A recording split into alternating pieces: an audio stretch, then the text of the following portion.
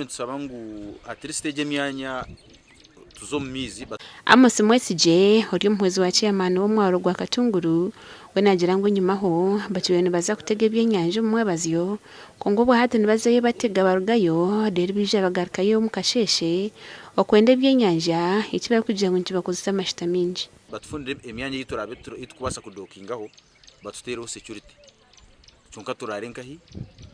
amato garareyo gagire security ebe specified bagire ngo amato gakazinga cyano side ya kazinga ngaza kupakinga wabo yino mwana wo mushumo muju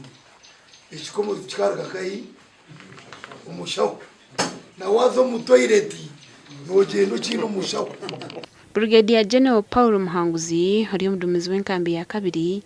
kandi abira ari umujenyi mukuru mu rukikoru hashabira abantu bona okubaza habzora misho amahagtwine kebe police kebe uwa wildlife authority ninga UPDF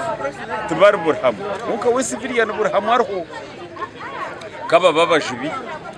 kaba baba barkuru mpaka kaba batuwa guides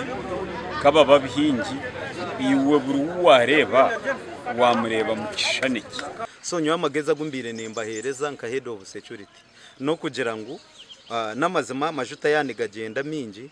nibabasa yaba nibazayo omukugaruka nibabasa kutakozesa hingi ngo kutwabire tugavuga kare abo kugira ngo ba economize ingeki amajuta. Gashoka Gilbert Muhanguzi.